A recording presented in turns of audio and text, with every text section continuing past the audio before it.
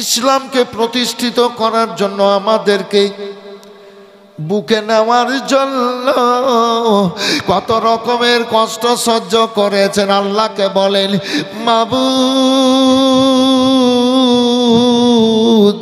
এরা চেনে না জানে না গো আল্লাহ, এরা আমাকে বুঝেনি। যখন বুঝবে এরা এবং এদের ছেলে মেয়েরা কালমা পড়ে নিয়ে আমার ছায়ার তলে কদম তলে চলে আসবে গো আল্লাহ। আমি ক্ষমা করেছি রব্বুল আলামিন, তুমিও ক্ষমা করে দাও গো আল্লাহ, ক্ষমা করে দাও। বলুন এহেন ব্যক্তি আর দুনিয়াতে কি আছে ভাইজান আমার? আল্লাহু আকবার, আল্লাহু আকবার। চলুন ভাইজান আমার, আল্লাহ রাব্বুল আলামিনের হাবিব সাল্লাল্লাহু আলাইহি ওয়াসাল্লামকে মক্কার মানুষেরা আলামিন সত্যবাদী উপাধি দিয়ে ডাকাডাকি করত। আল আমিন নবী আমার মুক্তি দাতা সবার খোদা যারে বন্ধু করে দিল যে উপহার।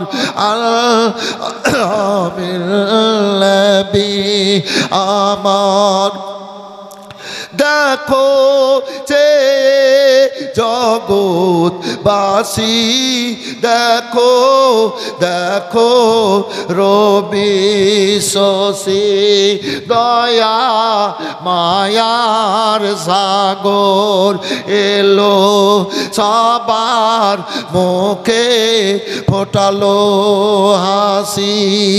এসো নেমে ফেরেশ তারা দেখে হবে আত্মহারা, হয়নি এমন হবে না আর মুহাম্মদ যার নাম।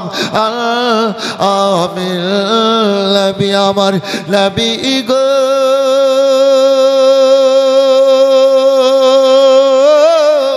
দয়ার নবী মায়ার নবী, আল্লাহর হুকুমে ইসলামের কালমা চলে, ইসলামের প্রচার চালিয়ে যাচ্ছেন, কালমার দাওয়াত দিচ্ছেন। মক্কার কাফের মুশরিক বেঈমানেরা অনেক রকমের নবীকে কষ্ট দিয়ে যাচ্ছে ভাই, যাচ্ছে ভাই আর আমার। আল্লাহর হাবিব সাল্লাল্লাহু আলাইহি ওয়াসাল্লাম চাচা আবু তলেবের কাছে লালন পালন হয়েছিলেন। এবার আবু তলেব নবীর পাশে, তবে আবু তলেব কালমা পড়েননি ও বিরাদার, তবে নবীর নিজের চাচা আবু জাহেল এবার গিয়ে বলল, আবু জাহেল গিয়ে বলল, আবু তলেব শোনো, তোমার ভাতিজা মুহাম্মদ সাল্লাল্লাহু আলাইহি ওয়াসাল্লাম যে কালমার দাওয়াত দিচ্ছে, ইসলাম প্রচার করে যাচ্ছে, তোমার ভাতিজা মুহাম্মদ সাল্লাল্লাহু আলাইহি ওয়াসাল্লামকে কালমার দাওয়াত দিতে মানা করো, কালমার দাওয়াত বন্ধ করতে বলো।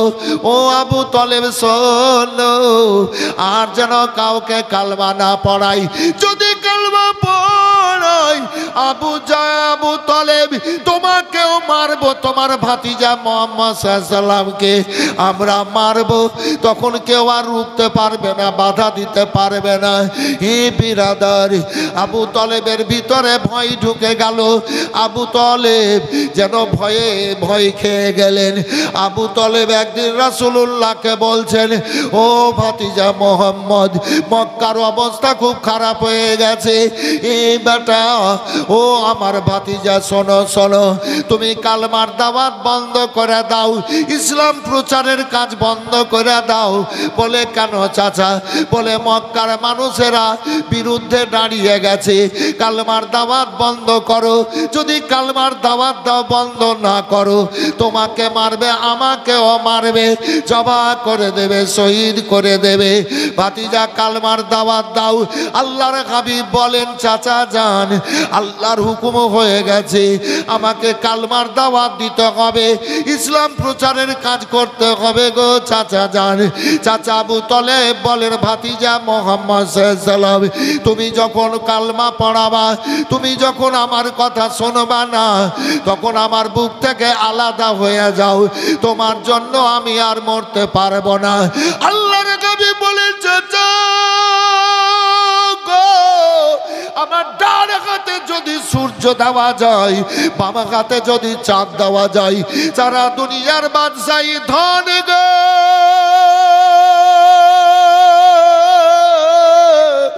আমার বুকে দেওয়া হয়, এগুলা পেয়ে আমার উম্মতিদেরকে আমি বুক থেকে সরাতে পারবো না। চাচা গো, আমার উম্মতিদেরকে বুক থেকে সরাতে পারবো না। আবু তলেব বলেন, ও ভাতিজা মুহাম্মদ সাল্লাম, তবে শোনো, আবু জাহেলেরা দুইখানা অফার দিয়েছে, দুইখানা অফার ছেড়েছে, পুরস্কার ছেড়েছে। বলে কি? কালমার দাওয়াত যদি তুমি বন্ধ করে দাও, তুমি মক্কার সুন্দরী সুন্দরী মেয়েদেরকে যদি বিয়ে করতে চাও, যটা বিয়ে করবে তটা বিয়ে দিয়ে দেবে, তবে কালমার দাওয়াত তুমি দিও না। ভাতিজা মুহাম্মদ সাল্লাম, দ্বিতীয় শর্ত হলো, তুমি যদি বাদশা হতে চাও, তোমাকে বাদশা বানিয়ে দেবে, কালমার দাওয়াত তবে বন্ধ করো। এ বিরাদর, আল্লাহর হাবিবকে যখন বলে দিলেন আবু তলেব, আল্লাহর রাসূল বলেন, চাচা যান, আপনি কি বলছেন? বলে, তোমার জন্য কষ্ট সহ্য করতে আর পারবো না, আমার বুক থেকে আলাদা হয়ে যাও, তোমার যা ইচ্ছা হয় তা করে বেড়াও, আমি আর দেখতে যাব না। আল্লাহর হাবিব বলেন, চাচা যান, আমার আব্বা মা তো নির্জন কবরে শুয়ে আছে গো, আপনি যদি আমার আব্বা হতেন এ কথা আমাকে বলতে পারতেন না। আমি যখন মায়ের পেটে 4 মাস 10 দিনের ছিলাম, আমার আব্বা মারা গেছিল, আমাকে রব্বুল আলামিন, দয়ালু দাতা পরওয়ারদিগারে আলাম, আমাকে বাপ হারা ইতিম করে দুনিয়ায় পাঠিয়েছিলেন। চাচা গো, মক্কার ছেলেরা যখন আব্বাকে আব্বা বলে ডাক দিত, এবার আমি আব্বা বলে ডাক দিতাম, আমি আমার আব্বাকে পেতাম না। ও মক্কার ছেলেদের আব্বারা হাত ধরে বুকে লাগিয়ে দোকানে নিয়ে গিয়ে খাবার কিনে দিত, এবার খেলনা কিনে দিত। আমি সব দৃশ্যগুলো দেখার পর ও মক্কার গলিতে গলিতে, শহরের গলিতে গলিতে আব্বা আব্বা বলে ডাক দিতাম, আমার আব্বা হাত ধরে বুকে নিতেন না। আমার মাকে বলেছিলাম, মা, আমার আব্বা কোথায় আছে গো, আমার আব্বা কেন আমাকে বুকে জড়িয়ে নেন না? আমার মা বলেছিল, ও বেটা, তোমার আব্বা সিরিয়ার উদ্দেশ্যে ব্যবসার জন্য গেছিল, তোমার আব্বা জেলখানায় বন্দী হয়ে গেছে, আর বাড়ি ফিরে আসেনি। আমি মায়ের কাছে আবেদন করেছিলাম, আমার মা আব্বার রওজার দিকে নিয়ে গেছিল, মদিনায় 1 মাস থাকার পর এবার আবুয়াতে থেকে গেছিল মা, আমি আব্বার রওজায় কাঁদছিলাম। আল্লাহ আমার মা আমেনার জান কবজ করিয়েছিলেন, আমি ফিরে এসে মাকে পাইনি। চাচা গো, আমি 6 বছরে মা হারা, দাদা আব্দুল মোতালেব নিয়ে লালন পালন করে। যখন আমার বয়স 8 বছর, তখন আমার দাদা আব্দুল মোতালেব মারা যাবে। ও চাচা যান, আপনার হাতে হাত দিয়ে সুপে দিয়ে আমার চাচা, আমার দাদা বিদায় নিয়ে গেছিল। চাচা আগে আপনি আমাকে লালন পালন করেছিলেন। ইস চাচা, ওই দিনগুলা কি ভুলে গেছেন? দাদা বলছেন, রাসূলুল্লাহ ওই দিনগুলা কি ভুলে গেছেন? চাচা আজ বুক থেকে আলাদা করছে, আমার উম্মতিদেরকে বুক থেকে সরাতে পারবো না। কোন দিনগুলা? চাচা, যখন আমার বয়স ছিল 8.5 বছর, পানি বর্ষণ হচ্ছিল না, জীব মানুষ জীব জন্তু সব কঠিন অবস্থায় ছিল। চাচা যান, মক্কার বড় বড় বাদশারা আপনার কাছে এসে বলেছিল, আবু তলেব, তুমি তো কাবার মোতালি, তুমি একটু আল্লাহর কাছে দোয়া করো না, তোমার দোয়া আল্লাহ কবুল করবে। চাচা আবেদন করেছিল, আপনি আমাকে সঙ্গে নিয়ে, পার্সি তো বাড়ি, কাবার চত্বরে গেছিলেন। কাবার চত্বরে আবু জাহেলের কাবার পরে বাড়ি ফাঁকা, তারপরে আব্দুল্লাহর বাড়ি। হাজিরা দেখে এসছেন আব্দুল্লাহর বাড়ি, যেখানে আমিনার বাড়ি, যেখানে রাসূলুল্লাহ জন্ম হয়েছিলেন। চাচা, কাবার চত্বরে আমাকে রেখে দিয়ে আপনি আল্লাহর কাছে দোয়া করছিলেন, 3.5 ঘন্টা কেঁদেছিলেন, দোয়া কবুল হয়নি। আমি সেই দিন আপনার সামনে এসে দাঁড়িয়ে আসমানের দিকে আঙুল তুলে বলেছিলাম,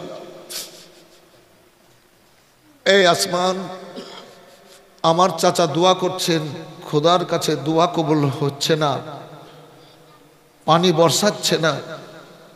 আমি বাপ হারা মা হারা ইতিম, আমি এই চাচার কাছে লালন পালন, আমি বলছি রে আসমান পানি বর্ষণ কর। নবী আমার রাসূলুল্লাহ যখন আঙুলের ইশারা করলেন পানি বর্ষণ কর রে আসমান, আল্লাহ বললেন মিকাইল, মিকাইল আলাইহিস সালামকে মালিকানা দিয়ে রেখেছেন আল্লাহ ঝড় পানি বৃষ্টির, মেঘ তুলে দিয়ে পানি বর্ষণ করো। মেঘ উঠে গেল, পানি বর্ষণ হলো। আমার রাসূলুল্লাহকে বুকে জড়িয়ে দিয়ে আবু তলেব চলে আসলেন। মক্কার মানুষেরা বলল, আবু তলেব, আপনার মধ্যে আল্লাহ একটা বড় নিয়ামত দান করেছেন, সেই নিয়ামতটা হচ্ছে এই যে ছেলে মুহাম্মদ সাল্লাল্লাহু আলাইহি সাল্লাম। বলেন সুবহানাল্লাহ। ঠিক আছে, 20টা দল একদিকে হলো। কটা দল বললাম? 20টা দল। একটা দল অন্যদিকে। আচ্ছা, 20টা দলকে একটা দল লড়ে পারবে? পারবে না। আল্লাহ যদি পারাইতো পারবে। তো বেরাদার, যেমন হযরত উমর ফারুক রাদিয়াল্লাহু তাআলা আনহু আল্লাহ এত ক্ষমতা দিয়েছিলেন যে 1000 মানুষের সঙ্গে একাই লড়াই করে 1000 মানুষকে হারিয়ে দিতেন, পরাস্ত করে দিতেন। তো আল্লাহ যদি পারান তো বেরাদার, তাই 20টা দল একদিকে হলো, মালিকানা ছিনিয়ে নেব। কুরাইশ বংশের লোকেরা কেন মালিকানা করবে? আবু তলেবেরা কেন মালিকানা করবে? আমরাও করব। কিয়ামত পর্যন্ত আমাদের একটা সুনাম থাকবে ইতিহাসে। যুদ্ধ শুরু হয়ে গেল। ওরা বলছে আমরা কেউ 1 মাস, কেউ 2 মাস, কোনো সর্দার 3 মাস, 4 মাস, 5 মাস, 6 মাস করে মালিকানা করব, তাহলে আমাদের একটা সুনাম থাকবে ইসলাম জগতে। ছিনিয়ে নেওয়ার জন্য যুদ্ধ শুরু হয়ে গেল। কিন্তু রাসূলুল্লাহ সাল্লাল্লাহু আলাইহি ওয়াসাল্লাম বাচ্চা ছেলে, 10 বছরের কাছাকাছি বয়স, তার মানে ছোট, নিয়ে গেছেন। আমার রব্বুল আলামিনের দুনিয়ায় গো,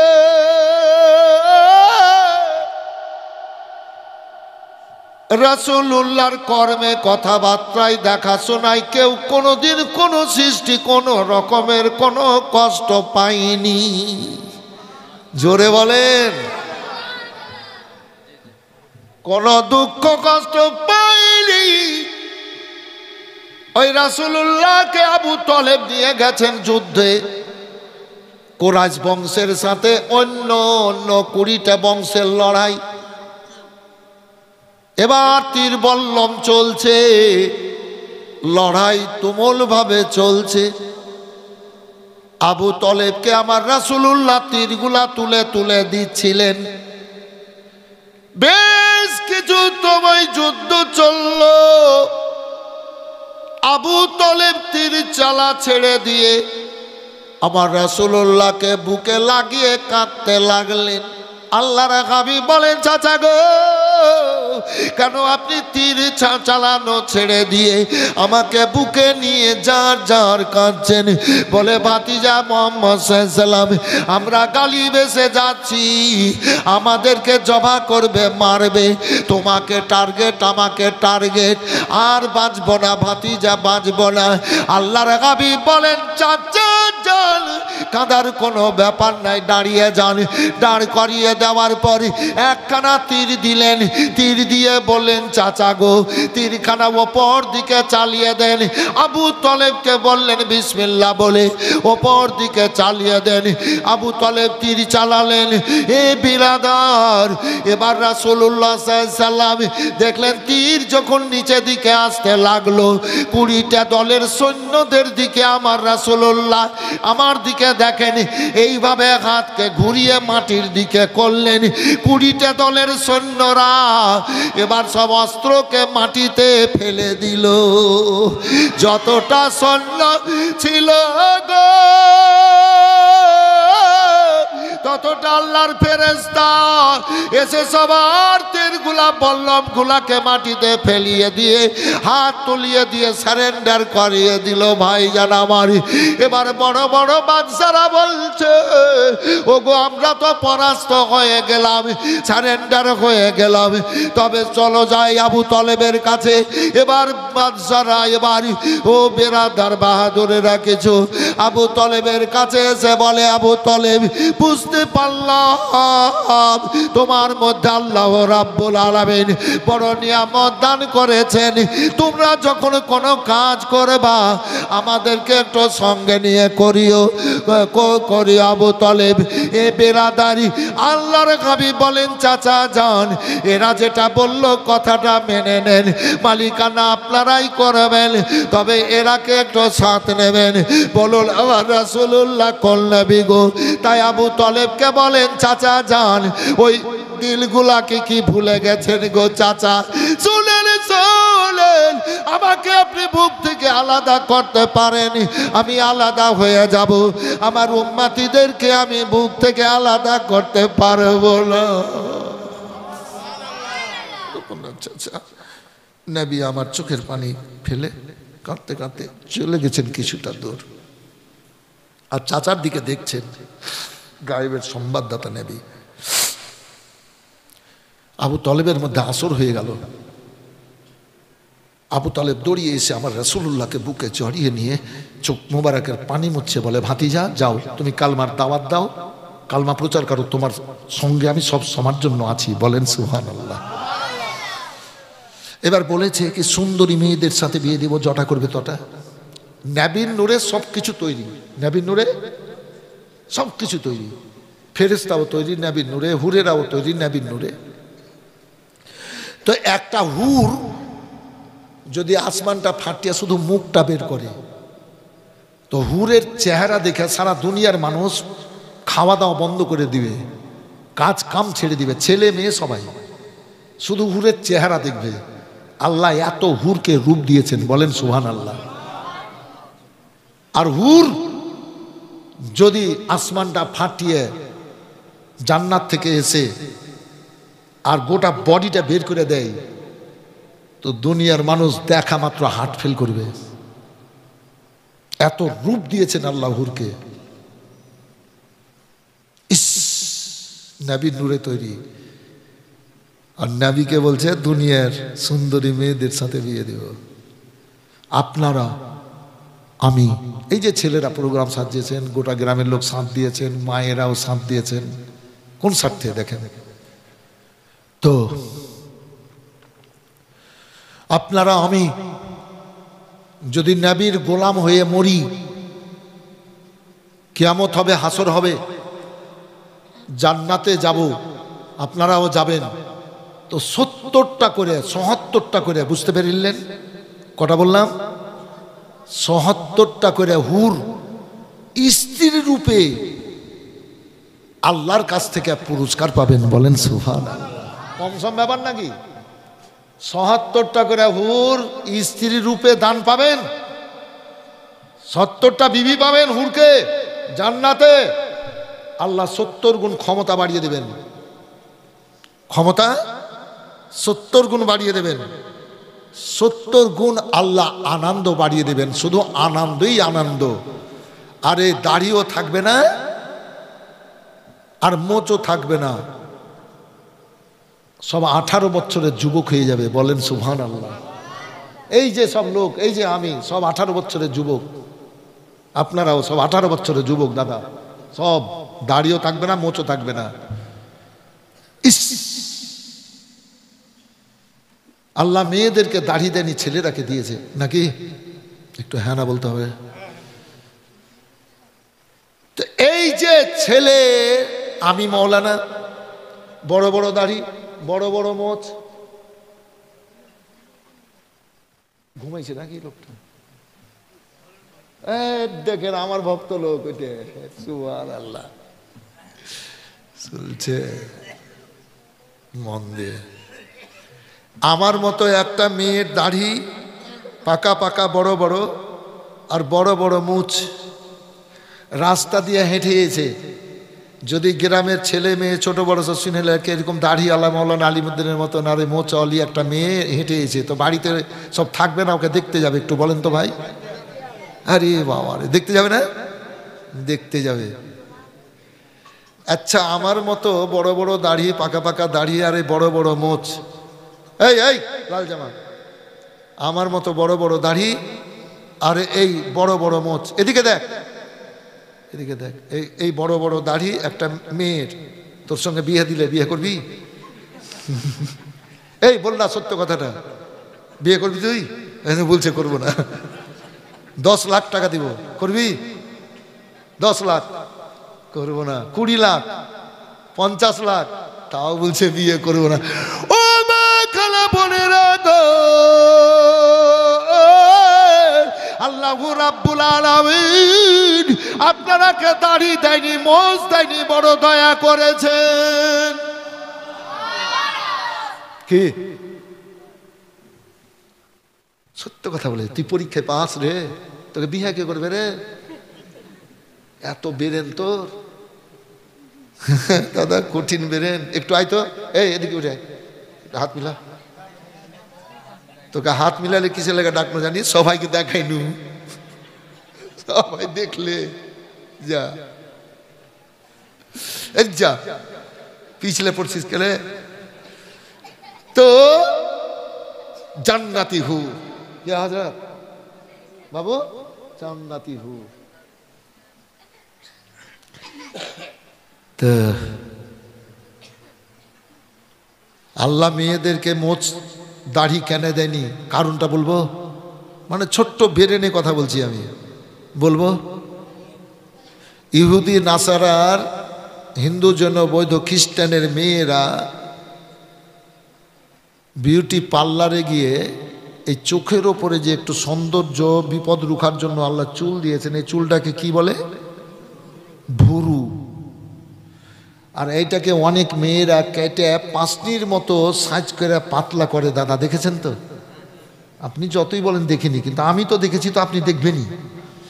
দেখেছি আমি, কিন্তু দেখি দাদা, চোখ তো আর বন্ধ থাকে না। দেখাতে গুনাহ নাই, দেখাতে গুনাহ নাই, মনে গুনাহ আছে। কথা বুঝতে পারলেন ভাষাটা? দেখেছেন? দেখাতে গুনাহ নাই, মনে গুনাহ আছে। কথা ক্লিয়ার তো? এই যে মেয়েদেরকে, মেয়েরা একটু চোখের ওপরে আল্লাহ চুল দিয়েছে চোখের সৌন্দর্যের জন্য, বিপদ রুখার জন্য। তো বিউটি পার্লারে গিয়ে বিয়েটাকে কেটে পাঁচনির মতো করছে। ওইটাকে কি বলে ভাই? ভুরু। ভুরু শেপ, ওইটাকে বলে ভুরু প্লাগ। ভুরু প্লাগ, ভুরু প্লাগ। আর আগে কি বলেছিলাম? ভুরু শেপ। আল্লাহ যদি এইসব মাইয়া লোককে দাড়ি আর মোজ দিত, তো ঘর বাড়ি ছেড়ে নাপিতের ঘরই পড়ে থাকতো। হ্যাঁ, শেপই করে বেড়েত। তো আল্লাহ দাড়ি দেয়নি, মোজ দেয়নি, তো দয়া করেছে। বলে সুবহানাল্লাহ। ও ভাইরা, আল্লাহ রাব্বুল আলামিন পাক কালাম পাকের মধ্যে বললেন, ওয়ালাল আখিরাতু খায়রুল লাকা মিনাল উলা ওয়ালা সাওফা ইউতিকা রাব্বুকা ফাতারদা। হাবিবি গো, প্রথম থেকে পরখ করবার তোমার আল্লাহ তোমাকে এত দেবে, তুমি রাজি হয়ে যাবা। সবাই বলেন আল্লাহু আকবার।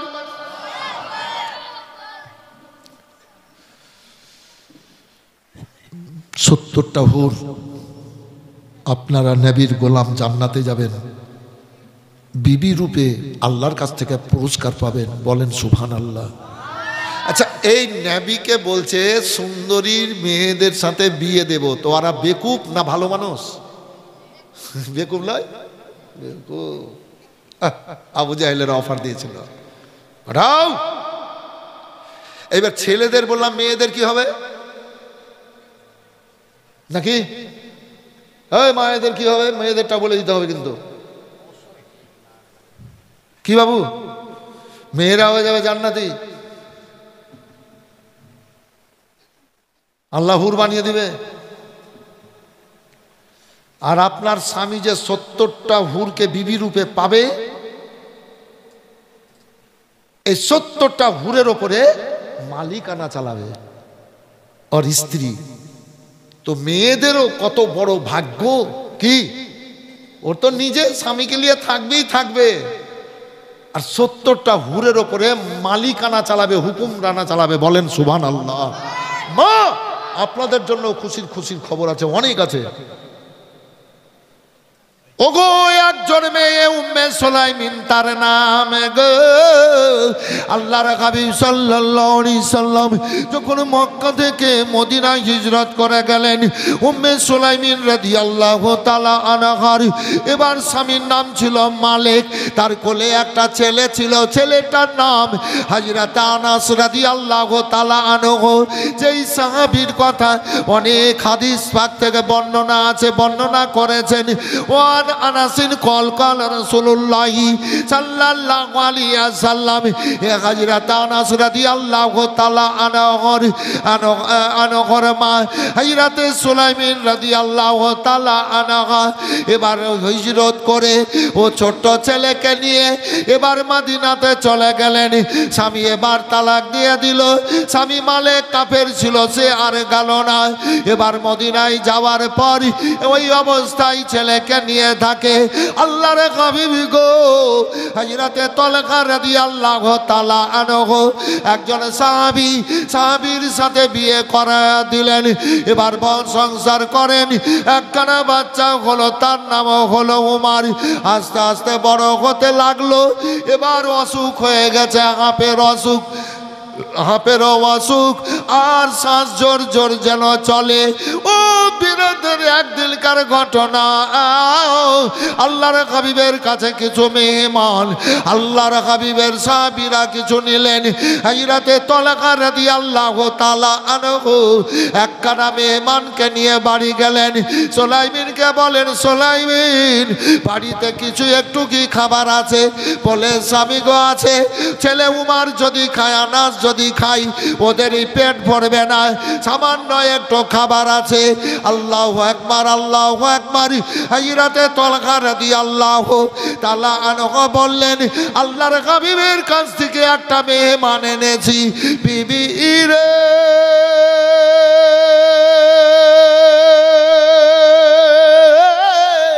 ছেলে উমার অসুস্থ আছে, আজ না খাই আল্লাহর হাবিবের মেহমানকে খাওয়াতে হবে, তার সম্মান করতে হবে।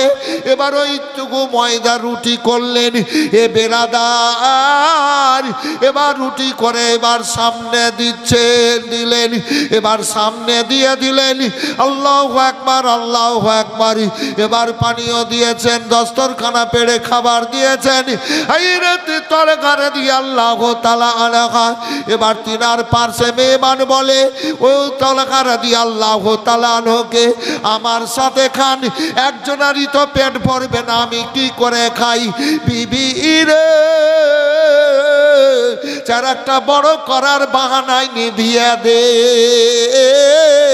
এবার চারাকটা নিভিয়ে দে। কিছুটা জোছনা জোছনা ভাব ছিল। হযরতে আপনার তালহা রাদিয়াল্লাহু তাআলা আনহর বিবি হযরতে সুলাইমিন রাদিয়াল্লাহু তাআলা আনহা এবার আস্তে আস্তে করে গিয়ে চারাকটা বড় করার নামে নিভিয়ে দিলেন। এবার চারাক দিচ্ছেন না। এ বেরাদার হযরতে তালহা বলেন, খান, আপনিও খান। এবার শুধু শুধু ভোগা দিয়া হাত হযরতে তালহা রাদিয়াল্লাহু তাআলা আনহু বুকের কাছে আনছেন, থালায় নিয়ে আছেন। মেহমান মনে করছে আমার সাথে আল্লাহর হাবিবের সাহাবী খাচ্ছে। এ করে সব খাবারগুলা মেহমানকে খাইয়ে দিলেন। ভাইজান আমার, অসুস্থ ছেলে এবার বাড়িতে। আল্লাহ আল্লাহু আকবার আল্লাহু আকবার ফজরের নামাজ পড়ে হযরতে তালহা রাদিয়াল্লাহু তাআলা আনহু এবার কাজের তলাশে গেলেন। কাজ করে নিয়ে আসবেন, বিবি খাবেন, নিজে খাবেন, ছেলেকে খাওয়াবেন। ও বেরাদার, এবার সারাদিনও মাঝে পরিশ্রমের জন্য বেরোলেন। এবার দুপুর বেলায় ওই উমার ছেলেটা মারা গেছে, উমার ছেলেটা মারা গেছে গো। এবার হযরতে সুলাইমান কি করলেন, উমারকে এবারে একটা ঘরে এবার সইয়ে দিয়ে চাদর গায়ে দিয়ে রেখে দিয়েছেন। উমার মারা গেছে, আমার স্বামী আসবেন, আর স্বামী যদি দেখে নেন হার্ট ফেল করতে পারেন। না না, স্বামীকে কিছু কথা বলবো, বুঝাবো, আমার স্বামী সুস্থভাবে দেখবেন। এই বিরাদারি উম্মে সুলাইমান মরা ছেলেকে রাখার পর এবার বানাও সেগার করলেন, এবার কানে দুল পরে নিলেন, এবার নাকে ফুল, হাতে চুড়ি, সুন্দর কাপড় বেঁধে নিলেন। এক কথায় মেয়েদের যে সাজের জন্য দরকার সুন্দরভাবে সেজে গেলেন। মরা ছেলেকে রেখে গো এবার সুন্দরভাবে সেজে গেছে। কি দুনিয়ার একটা মেয়ের জন্য, কথাটা মনে রাখেন, দুনিয়ার একটা মেয়ের জন্য জান্নাতে আরেকটা ঘর তৈরি করা আছে। জান্নাতের ভিতরে আরেকটা ঘর জান্নাত, সেটাই হচ্ছে উম্মে সুলাইমানের জন্য। বলেন সুবহানাল্লাহ। নবী দেওয়াঙ্গী ছিলেন, খুব নবীর প্রেমিক, যে কোনো কাজ করতেন তো নবীর প্রতি দুরূদ শরীফ পড়ে কাজ করতেন। আর আজকালকার মেয়েরা টাকা পয়সার খেয়াল, আল্লাহর জিকিরের খেয়াল দৌড়ে, দরুদ পাকের তো খেয়ালই থাকে না। আর উম্মে সুলাইমান রাদিয়াল্লাহু তাআলা আনহা কাজ কাম করতেন তো দরুদ পড়তেন রাসূলুল্লাহর প্রতি। যাতাতে গম জব পিসতেন তো দরুদ পড়তেন। এইসব সব কাজ, কাপড় দিতেন তো দরুদ পড়তেন। মুখে তো আর কাজ করে না, দরুদ পড়তেন। মা এগুলা করতে হবে, এগুলা করতে হবে, ভালো থাকবেন, আল্লাহ আয়ু বাড়াবেন, আল্লাহ বেশি বেশি করে জিকির আজকার করিয়ে নেবেন।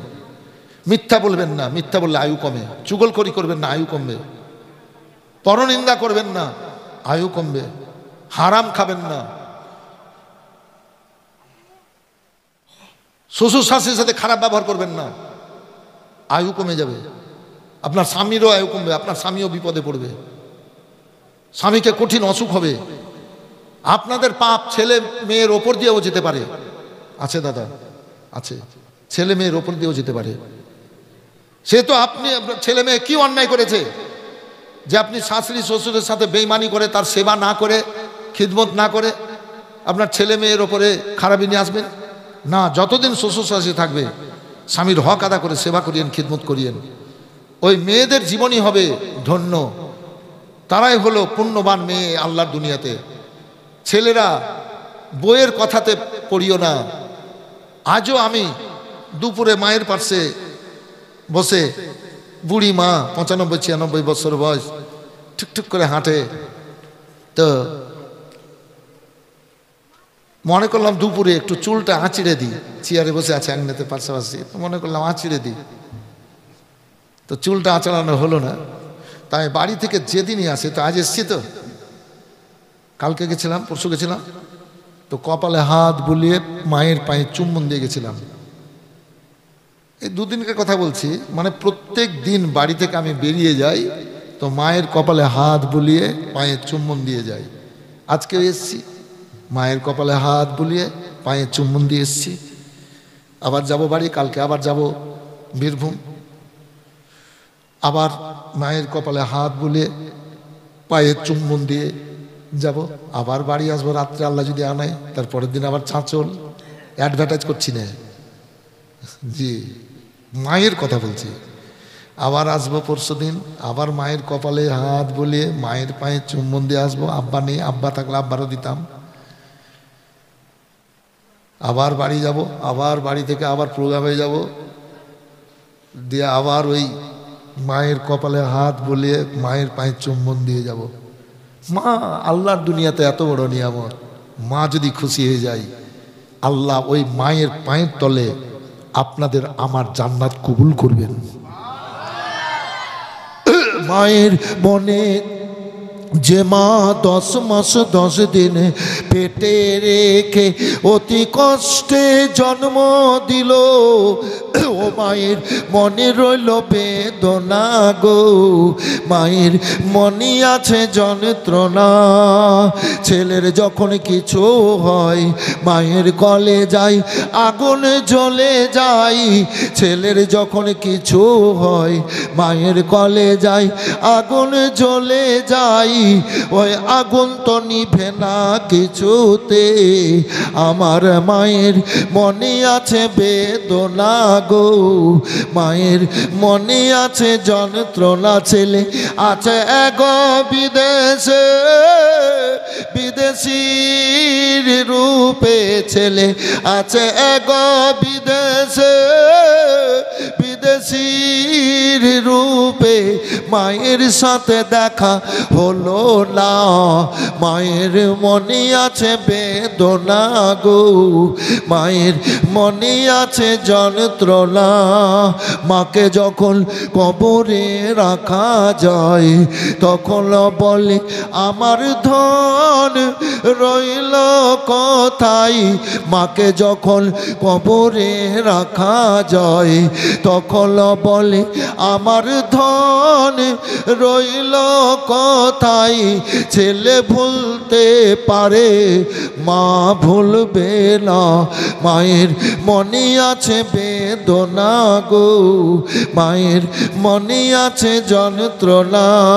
বাপ মায়ের মনেতে ব্যথা কখনো দিও না, কখনো দিও না, মায়ের মতো আপন এ দুনিয়ায় কেউ হবে না, মায়ের মনে তে ব্যথা কখনো দিও না, কখনো দিও না।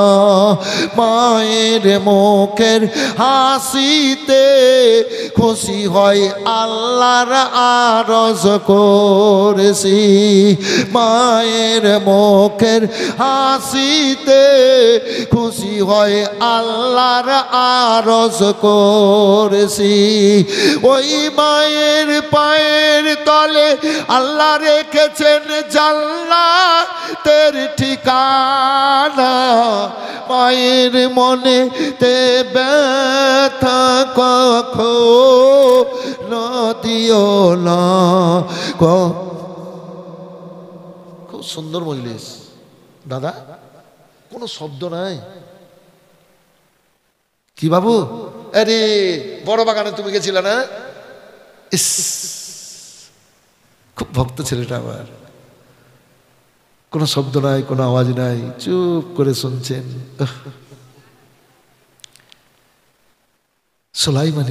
সোলাইমিনের ঘটনা বলছি। হাইরে বাপার মা,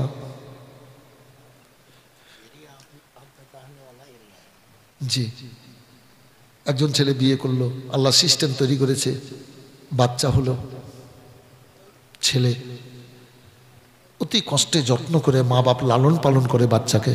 আপনারা করছেন, এই যে ছেলেটাকে কোলে নিয়ে আছে, কি পোতাপতি কে হবে এটা? হ্যাঁ, ছেলে, ছেলেকে কোলে নিয়ে কত আদর, জানের পেয়ারা। জি, একটা ছেলের বয়স 6 বছর হলো, ছেলেটা মারা গেল।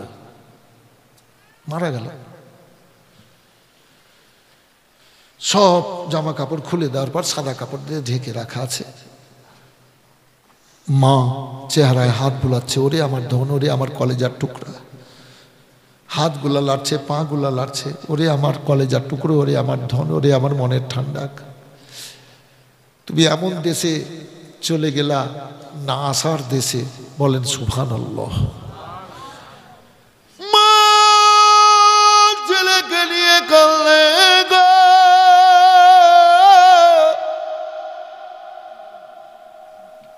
ছেলের বাপ বাইরে, আত্মীয় স্বজন আসছে, সবকে জড়িয়ে ধরে কাঁদছে।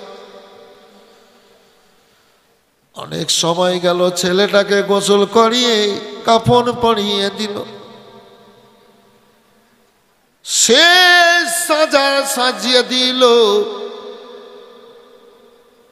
কোলে তুলে নিয়ে জানাজার জন্য চলতে লাগলো। অনেকে কাঁদছে, বাচ্চার মা বাড়ি থেকে বেরিয়ে কাঁদছে।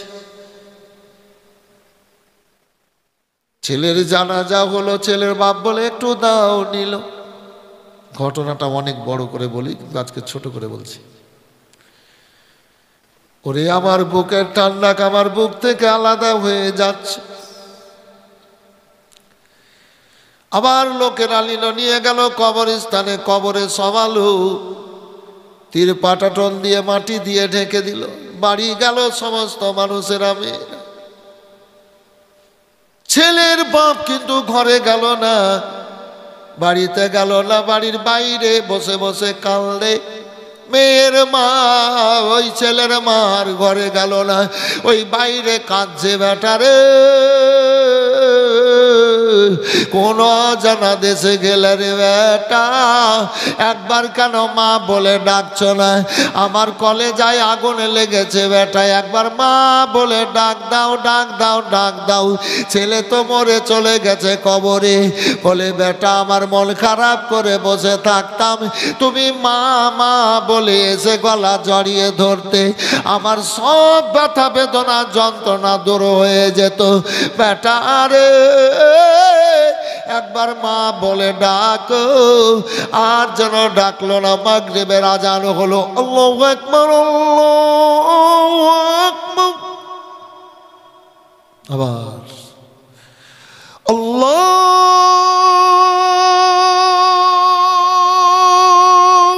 আকবার, আল্লাহু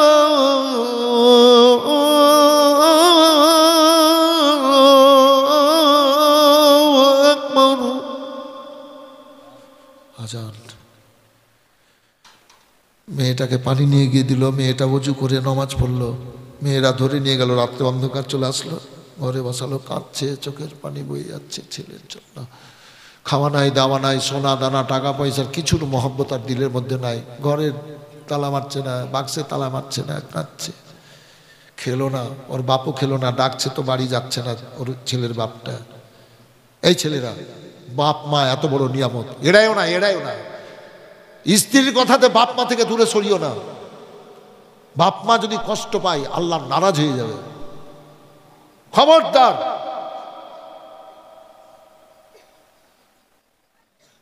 এবার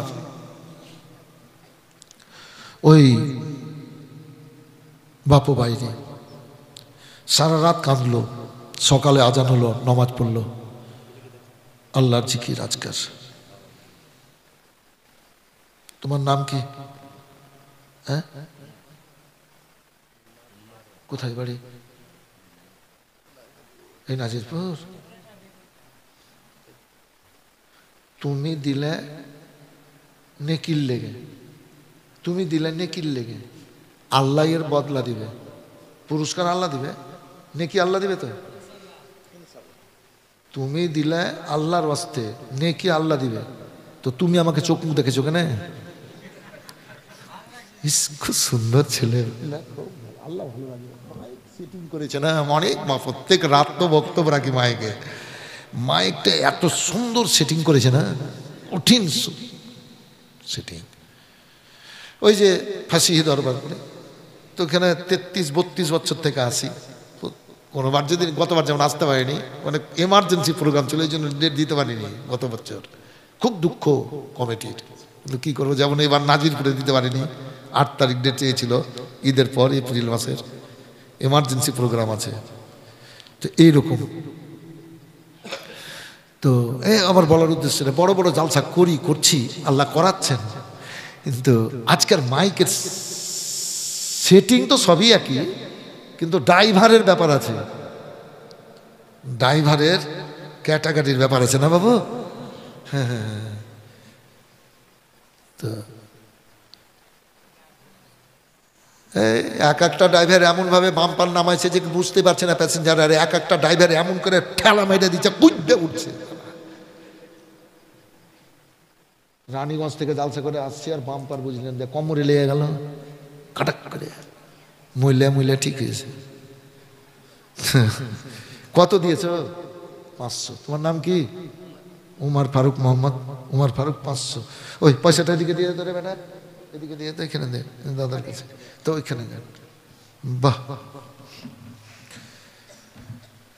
মজলিস কিন্তু খুব সুন্দর। তো যেটা বলছিলাম, বেটা আসছে না, রাত গেল, সকালে চলে গেল কবরস্থান,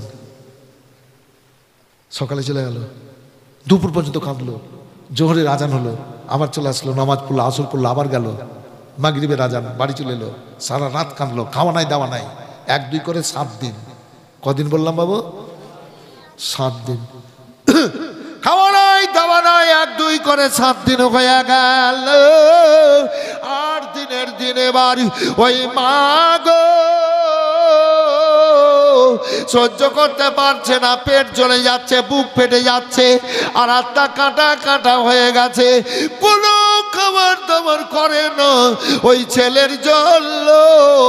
এবার ওই মা কবরের পাশে গিয়ে কেঁদে কেঁদে বলে, বেটা তুমি এমন কোন জানা দেশে গেছো রে, 8 দিন হলো কেন মা বলে ডাক দাও না? আর সহ্য করতে পারছি না, তোমার আব্বা পাগলের মতো ঘুরে বেড়াচ্ছে, তোমার আব্বা খাই না দায় না, বাড়িতে আসে না, কেউ বুঝাতে পারে না। ও বেটা আমি তোমার মা ওই রূপ আর যেন সহ্য হয় না, আমি তোমার কবরে এসেছি বেটা, তোমার কবরের পার্শ্বের মাটি ধরেছি, তুমি যতদিন মা না বলবা আমি আর বাড়ি ফিরে যাব না। ইস, মা বলছে তুমি যতদিন মা না বলবার আমি বাড়ি ফিরে যাব না। বাচ্চা তো মারা গেছে কবরে, কিন্তু সব কিছুকে ছেড়েছে ওর মা বাপ। নমাজ পড়া ছাড়েনি, আল্লাহর জিকির করা ছাড়েনি, আল্লাহর জিকির কিন্তু করছে। তো এদের জিকিরে আল্লাহ খুশি হয়ে বাচ্চাটার কবরে জান্নাতি বিছানা দিয়েছেন, বলেন সুবহানাল্লাহ।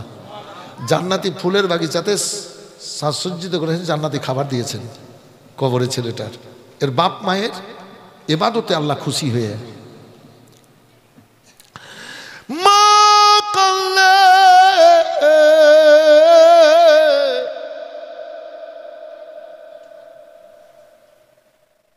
আমার আল্লাহ বলেন, ছেলে রে, আল্লাহর হুকুম হয়ে গেল, তুই মরে গেছিস,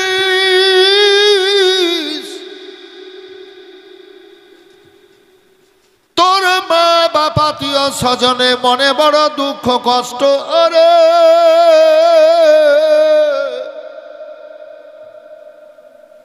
তোর মা বাপ সোনা দানা টাকা পয়সার সব কিছুর মহব্বত ছেড়েছে, ভুলেছে, আল্লাহর জিকির করা ছাড়েনি, ইবাদত ছাড়েনি, নমাজ ছাড়েনি। ও ছেলে রে, তোর বাপ মায়ের কাজে আল্লাহ খুশি হয়ে তোর কবরে আমি জান্নাতি বিছানা দিয়েছি, ফুলের বাগিচা বানিয়েছি, খাবার দিয়েছি। আল্লাহর হুকুম হলো, ও ছেলে তোর মাকে একবার মা বলে ডেকে তোর খবরগুলা বলে দে। আল্লাহর হুকুম হয়ে গেল। ওই বাচ্চা এবার কবর থেকে ডাক দিয়ে বলছে, মা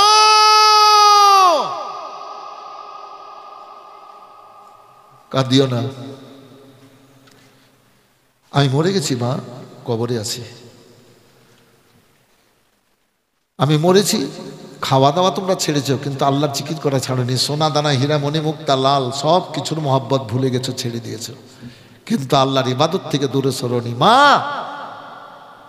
আমি খুব কবরে ভালো আছি, তোমাদের ইবাদতে আল্লাহ খুশি হয়ে আমার কবরে জান্নাতি বিছানা দিয়েছেন, জান্নাতি ফুলের বাগিচা খাবার দিয়েছেন। মা আমি কবরে তোমাদের চাইতেও বড় দয়ালু দাতা আল্লাহকে পেয়ে গেছি, বলেন সুবহানাল্লাহ। এই বিরাদার, তাহলে মা এত বড় নিয়ামত। একজন মায়ের নামে 500 টাকা দিয়েছে যখন এই জালসার জন্য যুবকেরা করেছে, খরচ অনেক হয়েছে, খরচের দরকার আছে, নেকি আমার দরকার আছে। একজন ভাই আমার এই ডান দিক থেকে 500 টাকা বলবেন, পারলে 1000। হ্যাঁ 610 কে? মোহাম্মদ আবুল কালাম মিল্কি বাড়ি, ও আবু রেহান মিলিটারি, বাহ 610 টাকা। এই ডান দিক থেকে একজন ভাই যদি আজ না থাকে কালকে দিয়ে দিয়েন, 500 টাকা বলবেন বাবু। এই এলাকাতে তো দেন আপনারা, এই মজলিসে খুব দেন। ওই যে 2 দিন করেছিলাম প্রোগ্রাম কয়েক বছর আগে, তো খুব 4-5 বছর হলো খুব দিয়েছিলেন। কি নাম বাবু? শাহজাহান বাবু। 600 কয়টা হলো? 3টে। 8টা জান্নাত 7টা জাহান্নাম। আল্লাহ জান্নাত নসিব করুক, বলেন আল্লাহুম্মা আমিন। আল্লাহ জাহান্নামকে হারাম করুক সবার জন্য, বলেন আল্লাহুম্মা আমিন। কি নাম বাবু? হ্যাঁ, ভাইজান কালিমি। তোর বাপ যে বড় লোক রে, 200 টাকা কেন রে? আর 300 টাকা পরে দিয়ে দিবে বলিস। লিখালেন মিলিটারি স্যার, লিখালেন আর 300 টাকা পরে দিয়ে দিবে।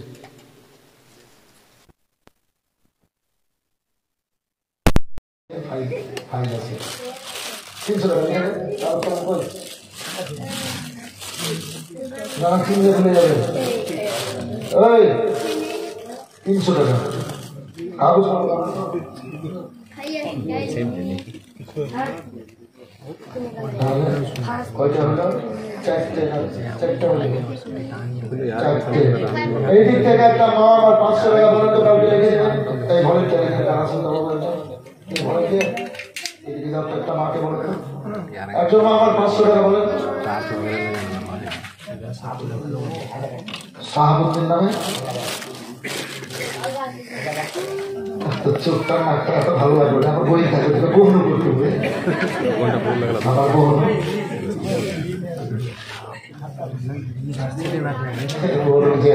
দিয়েছি। কি নাম বললাম?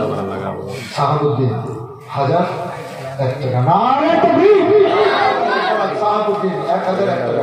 একটা কাগজ আর কলম দাও না এখানে। কই আছে? একটা দিয়েছে তো দোকান থেকে নিয়েছে। কই ভলেন্টিয়ারটা কই? এদিকে ভালো ছিলাম। একজন মা, ও আমার মা। ছেলেমেয়েরা বেঁচে আছে, ওদের জন্য দোয়া করবো। একজন মা বলে এটাকে ভলেন্টিয়ার পাঠিয়ে দিই, নামটা লিখে দিব, কালকে নিয়ে দিয়ে। যদি পারেন দিবেন, না পারলে দিতে হবে না, নামটা লিখে দেবো। ওইদিকে তাকাও না। একজন মা ডেকে বলে 500 টাকা। এই তো একটা হয়ে গেছে, হবে তো। এই শোনো, 15টা হবে, দোয়া করবো। দেখো তো ভলেন্টিয়ার, দেখো এই দিক থেকে একটা